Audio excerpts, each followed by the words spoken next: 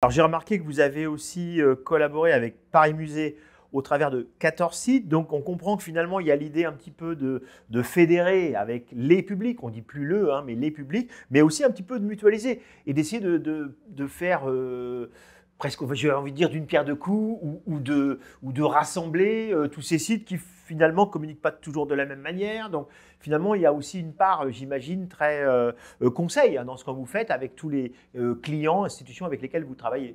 Effectivement, aujourd'hui, on travaille avec plus d'une centaine d'institutions culturelles, donc en France, en Suisse, en Belgique, je parlais du Canada, en Espagne aussi, à droite à gauche. Et l'enjeu, donc, ça peut être des musées, des monuments, des lieux de spectacle vivant, des offices du tourisme, c'est très varié.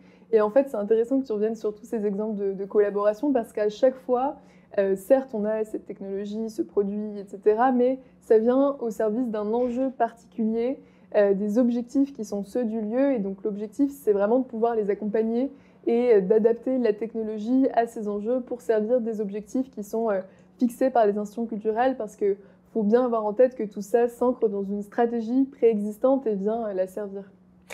Et d'ailleurs, il y a toujours aussi une volonté, le robot pour des tâches parfois répétées, ingrates, remplace habilement l'humain.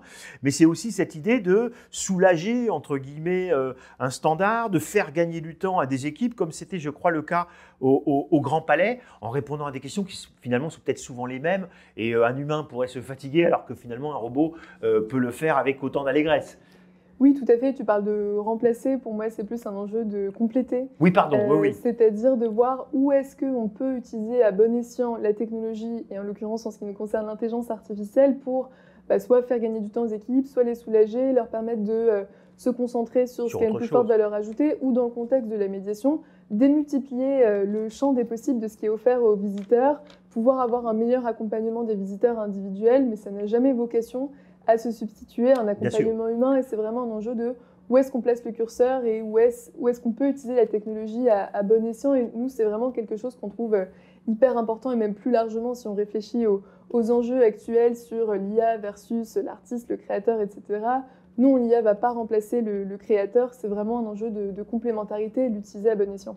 Oui, d'ailleurs, vous utilisez plutôt le terme soulager, notamment un standard, plutôt évidemment que de remplacer, ce n'est pas l'objectif.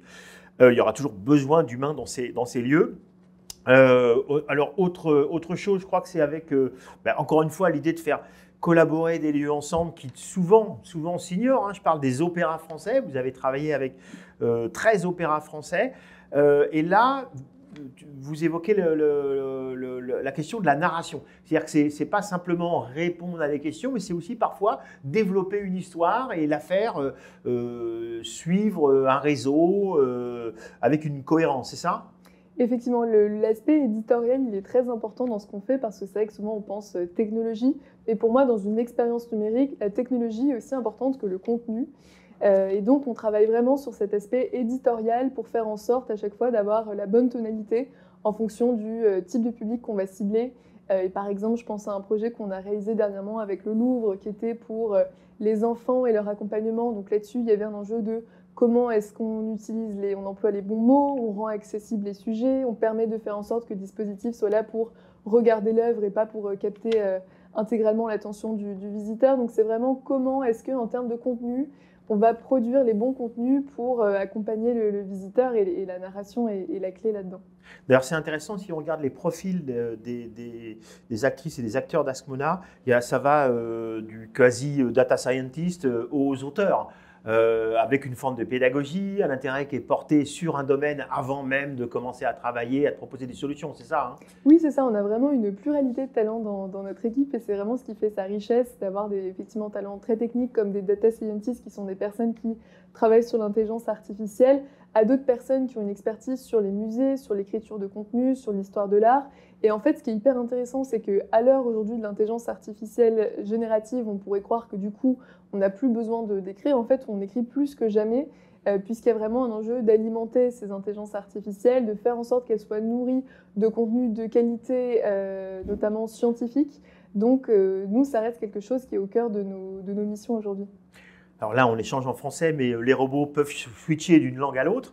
Je pense notamment au Mémorial de Caen, qui est évidemment un lieu, un sujet international. Et là, me semble-t-il, c'est un chatbot, mais qui parle en plusieurs langues. Alors, je pense qu'encore à cette époque-là, c'est avec des choix de langue, et après, on peut continuer dans une langue ou dans une autre.